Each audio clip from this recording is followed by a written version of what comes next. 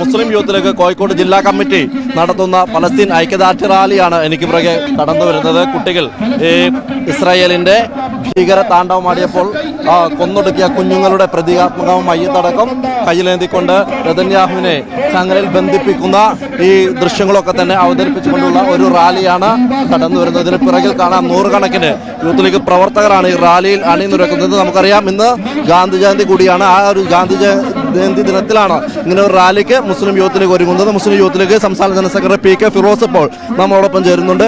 ഗാന്ധി ജയന്തി ദിനത്തിലാണ് ഈ റാലി സംഘടിപ്പിക്കുന്നത്. എന്താണ് പ്രസക്തി? തീർച്ചയായിട്ടും എന്നും മർദ്ദിത ജനവിഭാഗത്തോടൊപ്പം നിലയുറപ്പിച്ച ഒരു മഹാത്മാവിന്റെ ജന്മദിനത്തിലാണ് നമ്മളെല്ലാവരും ഉള്ളത്. ഇന്ന് ലോകത്ത് ഏറ്റവും അധികം മർദ്ദിക്കപ്പെടുന്നത്, പീഡിപ്പിക്കപ്പെടുന്നത്, ജനിച്ച മണ്ണിൽ ജീവിക്കാനുള്ള അവകാശങ്ങൾക്ക് വേണ്ടി പൊരുതുന്നത് ഫലസ്തീൻ ജനതയാണ്. മാത്രമല്ല ഗാന്ധിജി എക്കാലവും ഫലസ്തീൻ ജനതയോടൊപ്പം ആ മണ്ണിൽ ജീവിക്കാനുള്ള അവരുടെ അവകാശത്തോടൊപ്പം നിലയുറപ്പിച്ച ഒരു നേതാവാണ്. അതുകൊണ്ട് തന്നെ ഇന്ന് ലോകമെമ്പാടുമുള്ള മനുഷ്യത്വമുള്ള മനുഷ്യർ മുഴുവനും ഗസയിലെ മനുഷ്യരോടൊപ്പം നിലയുറപ്പിക്കുന്ന ഒരു സമയമാണ്. ആ സമയത്ത് ഇന്ത്യയിൽ നിന്ന്, പ്രത്യേകിച്ച് കേരളത്തിൽ നിന്ന് യൂത്ത് ലീഗിന്റെ ഒരു ഐക്യദാർഢ്യം പലസ്തീനിലെ ഗസയിലെ ജനങ്ങളോടൊപ്പം നിലയുറപ്പിക്കുക എന്ന മുദ്രാവാക്യം ഉയർത്തിപ്പിടിച്ചുകൊണ്ടാണ് ഇന്ന് ഇത്തരമൊരു സമരം സംഘടിപ്പിക്കുന്നത്.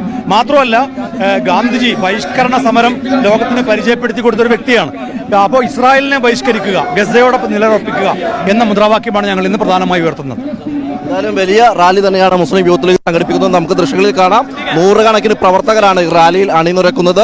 കോഴിക്കോട് ഫാത്തിമ ഹോസ്പിറ്റലിന് സമീപത്ത് നിന്ന് ആരംഭിച്ച് കോഴിക്കോട് ബീച്ചിൽ സമാപിക്കുന്ന രീതിയിലാണ് ഈ റാലി സംഘടിപ്പിച്ചിട്ടുള്ളത്. പ്ലക്കാർഡുകൾ, അതായത് ഫലസ്തീൻ ഐക്യദാർഢ്യം പ്രഖ്യാപിച്ചുള്ള പ്ലക്കാർഡുകൾ, ഇസ്രായേലിന്റെ ഭീകരത വിളിച്ചു പറയുന്ന പ്ലക്കാർഡുകൾ, അങ്ങനെയുള്ള ഇന്ത്യയുടെ ഈ ഫലസ്തീനൊപ്പം ഉണ്ടായിരുന്ന നമ്മുടെ രാജ്യത്തിന്റെ നിലപാടിൽ നിന്നും വ്യതിചലിച്ചതിനെ ചോദ്യം ചെയ്തുകൊണ്ടുള്ള പ്ലക്കാർഡുകൾ, നിരവധിയായ പ്ലക്കാർഡുകളും എഴുതിക്കൊണ്ടുള്ള റാലിയാണ് ഇപ്പോൾ കടന്നു വരുന്നത്. പ്രവർത്തകരുടെ മുദ്രാവാക്യങ്ങളിലൊക്കെ തന്നെ ഫലസ്തീൻ ജനതയോടുള്ള ഐക്യദാർഢ്യം വിളിച്ചോതുന്ന തരത്തിലുള്ള മുദ്രാവാക്യങ്ങൾ, അതുപോലെ ഇസ്രായേൽ നടത്തുന്ന ഈ ഭീകര താണ്ഡവത്തെ എതിർത്തുകൊണ്ടുള്ള മുദ്രാവാക്യങ്ങൾ, അങ്ങനെ വലിയ രീതിയിലുള്ള മുദ്രാവാക്യങ്ങൾ ഉയർത്തിക്കൊണ്ട് നിരവധിയായ പ്രവർത്തകരാണ് ഈ റാലിയുടെ ഭാഗമായി ഇപ്പോൾ അണിനിരക്കുന്നത്. കോഴിക്കോട് ടൗണിലൂടെ നടന്നുപോയിക്കൊണ്ട് പിന്നീട് ഈ കോഴിക്കോട് ബീച്ചിൽ സമാപിക്കുന്ന രീതിയിലാണ് ഈ റാലി സംഘടിപ്പിക്കുന്നത്. ഏതായാലും വലിയ ജനപങ്കാളിത്തത്തോടുകൂടി മുസ്ലിം യൂത്ത് ലീഗിന് ഈ പലസ്തീൻ ഐക്യദാർഢ്യ റാലി സംഘടിപ്പിക്കാൻ കഴിഞ്ഞു എന്നുള്ളത് തന്നെയാണ് ഇവിടെ നിന്നും നമുക്ക് മനസ്സിലാക്കാൻ സാധിക്കുന്നത്. ക്യാമറമാൻ ജയ്സൽ ബാബു പിലാശ്ശേരിക്കൊപ്പം സലാം മുഹമ്മദ്, മീഡിയ